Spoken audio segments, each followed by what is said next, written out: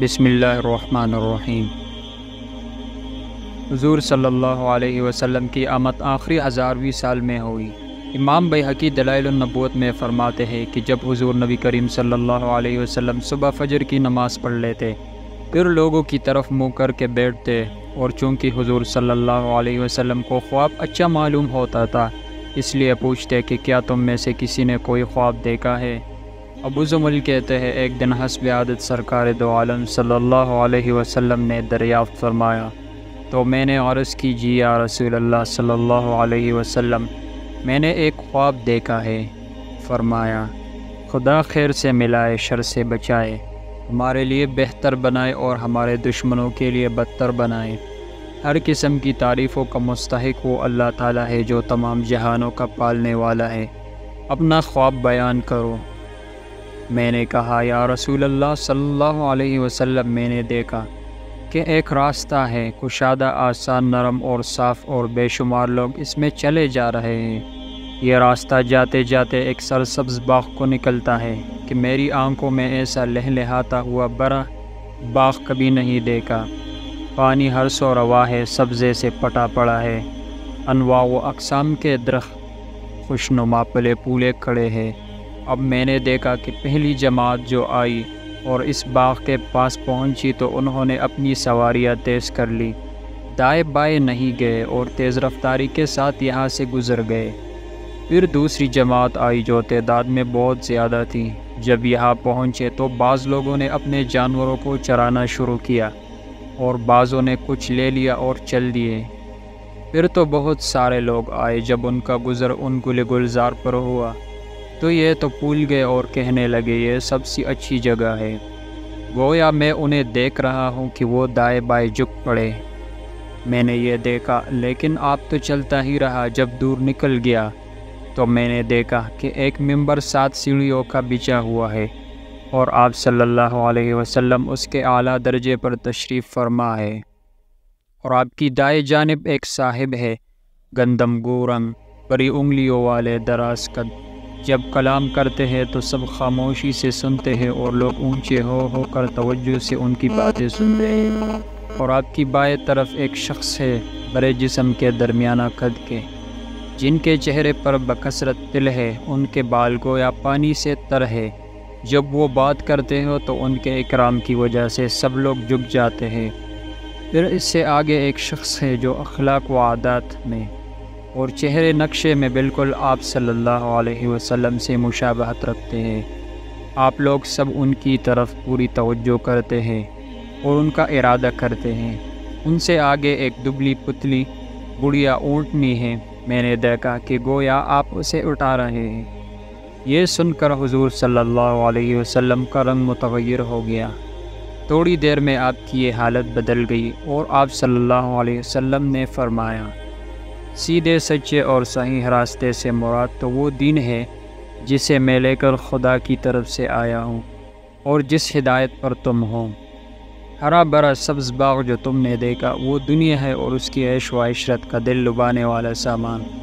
میں اور میرے اصحاب تو اس سے گزر جائیں گے، نہ ہم اس میں مشغول ہوں گے، نہ وہ ہمیں چمٹے گی، نہ ہمارا اس سے تعلق ہوگا، نہ اس کا تعلق ہم سے، نہ ہم اس کی چاہت کریں گے، نہ وہ ہمیں لپٹے گی۔ پھر ہمارے بعد دوسری جماعت آئے گی جو ہم سے تعداد میں بہت زیادہ ہوگی۔ ان میں سے بعض تو اس دنیا میں پھنس جائیں گے اور بعض بقدر حاجت لے لیں گے اور چل دیں گے اور نجات پا لیں گے۔ پھر ان کے بعد بہت زبردست جماعت آئے گی جو اس دنیا میں بالکل مستغرق ہو جائے گی اور دائیں بائیں بہک جائے گی۔ فَإِنَّا لِلَّهِ وَإِنَّا إِلَيْهِ رَاجِعُونَ۔ اب رہے تم اپنی سیدھی راہ چلتے رہو گے یہاں تک کہ مجھ سے تمہاری ملاقات ہو جائے گی۔ جس ممبر کے آخری 7ویں درجے پر تم نے مجھے دیکھا، اس کی تعبیر یہ ہے کہ دنیا کی عمر 7000 سال کی ہے۔ میں آخری 1000ویں سال میں ہوں۔ میرے دائیں جانب جس گندمی رنگ موٹی ہتھیلی والے انسان کو تم نے دیکھا، وہ حضرت موسیٰ علیہ السلام ہے۔ جب وہ کلام کرتے ہیں تو لوگ اونچے ہو جاتے ہیں، اس لیے کہ انہیں اللہ تعالیٰ سے شرف ہم کلامی ہو چکا ہے۔ اور جنہیں تم نے میرے بائیں جانب دیکھا، جو درمیانہ قد کے بڑے جسم کے بہت سے تلوں والے تھے، جن کے بال پانی سے تر نظر آتے تھے وہ حضرت عیسیٰ علیہ السلام ہے۔ چونکہ ان کا اکرام اللہ تعالیٰ نے کیا ہے، ہم سب بھی ان کی بزرگی کرتے ہیں، اور جن شیخ کو تم نے بالکل مجھ جیسا دیکھا وہ ہمارے باپ حضرت ابراہیم علیہ السلام ہیں۔ ہم سب ان کا قصد کرتے ہیں اور ان کی اقتداء اور تابعداری کرتے ہیں، اور جس اونٹنی کو تم نے دیکھا کہ میں اسے کھڑی کر رہا ہوں، اس سے مراد قیامت ہے جو میری امت پہ قائم ہوگی۔ نہ میرے بعد کوئی نبی ہے اور نہ میری امت کے بعد کوئی امت ہے۔ فرماتے ہیں اس کے بعد رسول اللہ صلی اللہ علیہ وسلم نے یہ پوچھنا چھوڑ دیا کہ کسی نے خواب دیکھا ہے۔ ہاں، اگر کوئی شخص اپنے اپنا خواب بیان کر دیتے تو حضور صلی اللہ علیہ وسلم اس کی تعبیر دے دیا کرتے تھے۔ تفسیر ابن کثیر میں یہ واقعہ لکھا ہوا ہے۔ اب سوال یہ ہے، اگر دنیا کی عمر 7000 سال ہے تو پھر قیامت کیوں نہیں آئی ابھی تک؟ کیونکہ 1004 صدیاں گزر چکی ہے۔ اس سوال کا جواب اس حدیث سے ملتا ہے۔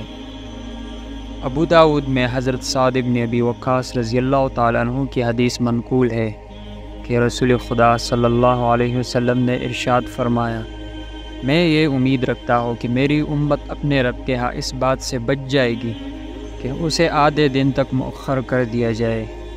لوگوں نے پوچھا، یہ آدھا دن کتنا وقت ہوگا؟ حضرت سعد نے فرمایا 500 سال۔ ابھی 1445 ہجری جاری ہے۔ اگر امت محمدیہ یعنی مسلمانوں کی عمر 1500 سال ہوئی تو ہمارے پاس تقریباً 55 سال بچتے ہیں۔ ان 55 سالوں میں عراق، شام اور مصر کا تباہ ہونا، دریائے فرات سے سونے کے پہاڑ کا نکلنا، سونے پر خون ریز جنگ کا ہونا، دھواں کا نکلنا، قسطنطنیہ کا عیسائیوں کے ہاتھوں میں جانا، امام مہدی رضی اللہ تعالیٰ عنہ کا ظہور ہونا، ملحمۃ الکبریٰ کا ہونا، سورج کا مغرب سے نکلنا، یاجوج ماجوج کا نکلنا، دجال کا قتل، حضرت عیسیٰ علیہ السلام کا دنیا میں آنا، یاجوج ماجوج کا خاتمہ اور حضرت عیسیٰ علیہ السلام کی وفات، اس کے بعد ایک مسلمان حاکم کا ہونا، دابۃ الارض کا نکلنا۔ غالباً اس کے بعد امت محمدیہ کا تقریباً خاتمہ ہو جائے گا، حتیٰ کہ یمن سے ایک ہوا آ کر مسلمانوں کی روح قبض کر لے گی۔ یہاں تک کا ہونا ہے۔ واللہ عالم۔